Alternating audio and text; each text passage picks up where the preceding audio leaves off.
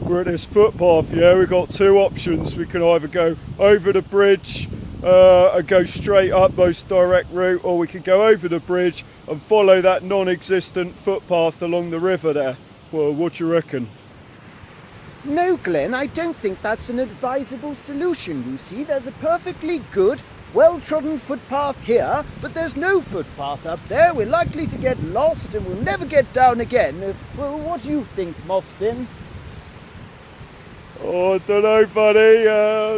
Yeah, I'm quite easy going, and I don't mind which way we go as long as we're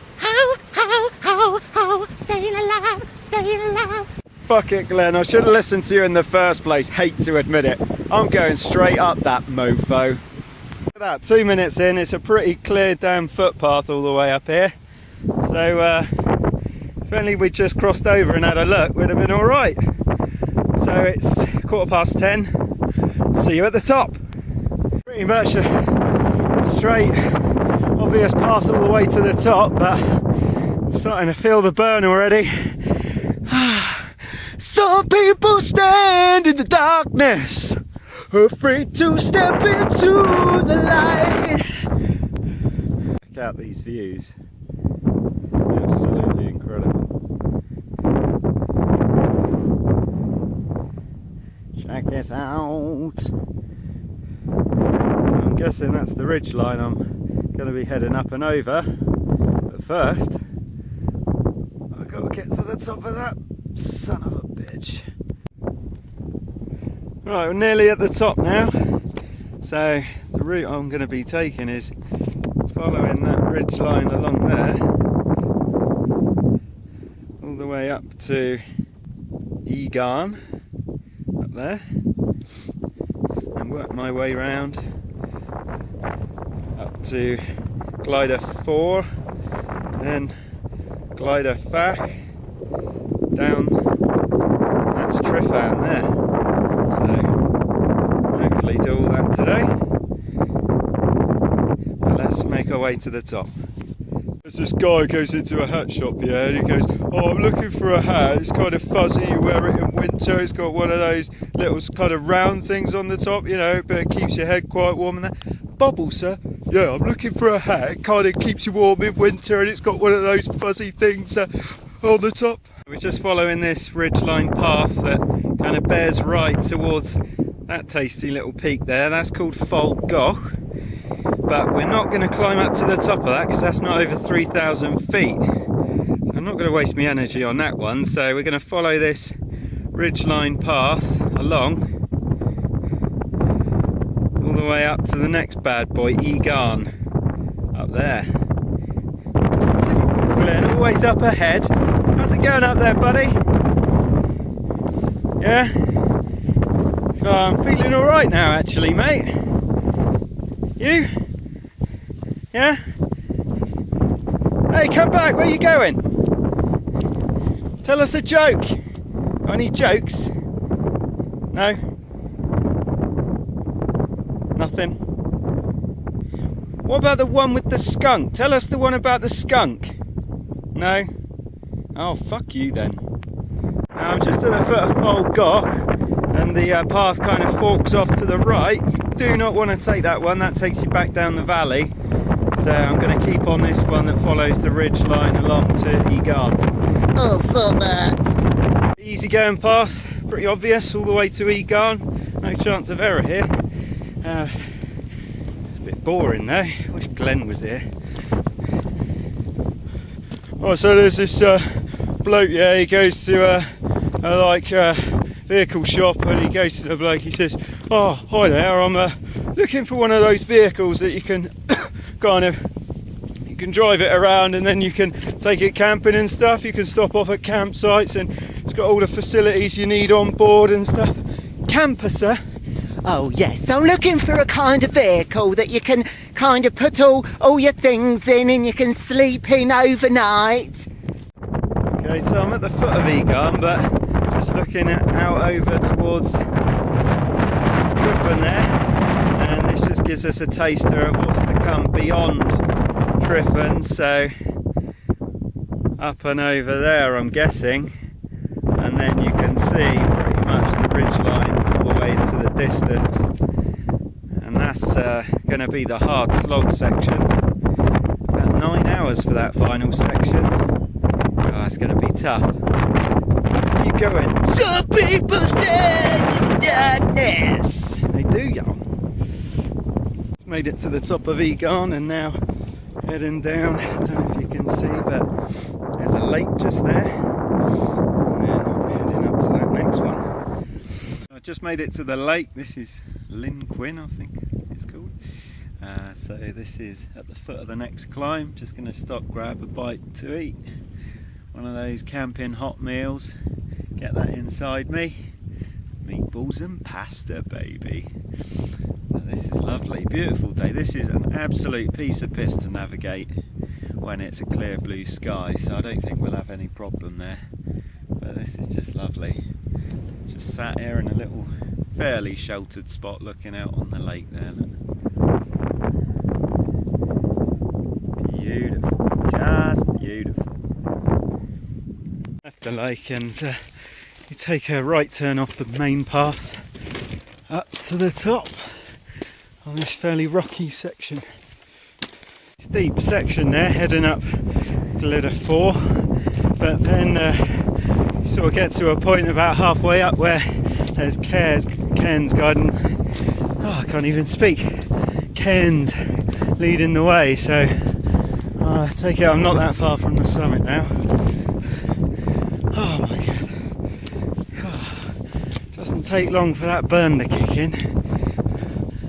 Thank God it's a beautiful day.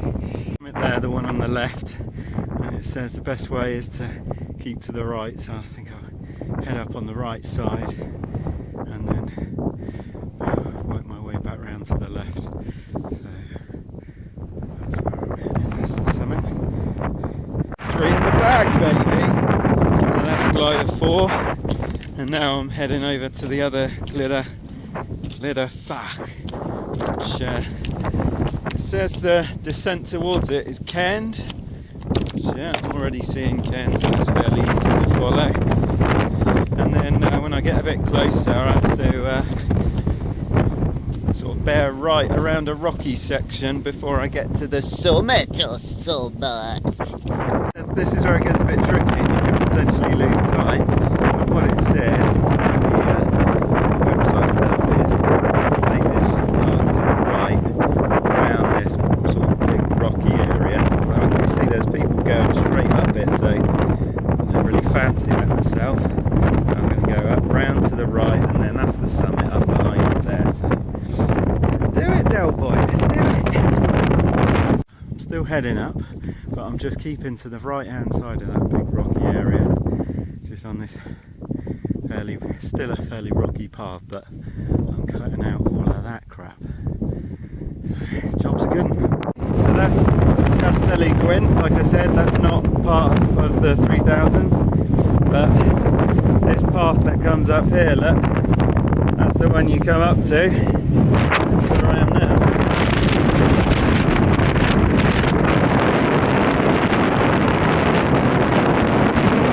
That's it, 4 out of 5. Just making it back. It's quite a precarious descent, this one, so we'll have to watch out for that, especially if it's wet. This could be quite tricky. Just 3 points of contact, baby, that's the way to do it.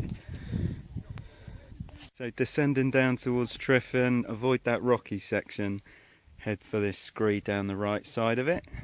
Remember this section, it's pretty much relentless steep scree all the way down, so we might lose a bit of time here. As you can see, that's pretty tough.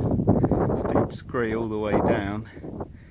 It's quite easy to lose your foot in there, but the best thing to do is to keep to the left along that line of rocks, and then you've got something to hang on to, unlike this idiot in red shorts who just seems to be skiing his way down.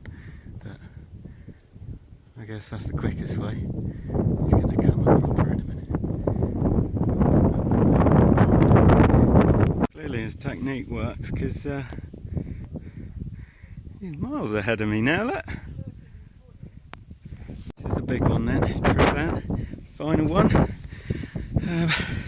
according to the bump it says on the ascent keep as far left as possible, so I'm going to head up here and then start heading up to the left.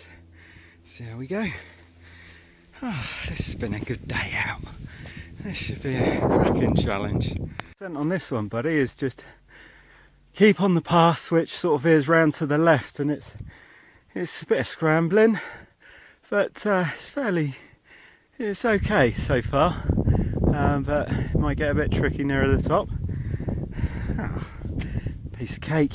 Spoke to just halfway up, said when you get to this big slab just go round to the left and then up and over rather than climb that vertical wall. Don't fancy that, so let's do it.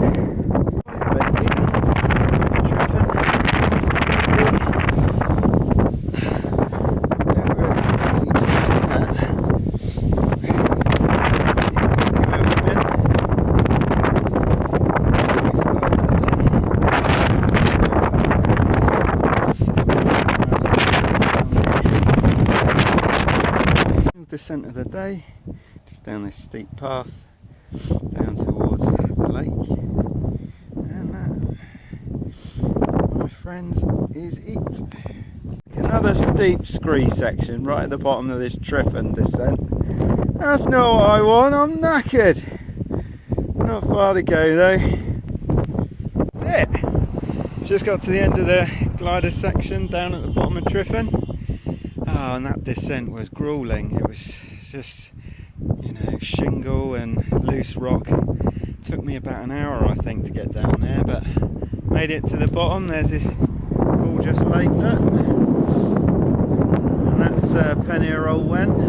I think the idea is you head up to the edge of the lake, up the top left-hand side, and then you climb that up behind.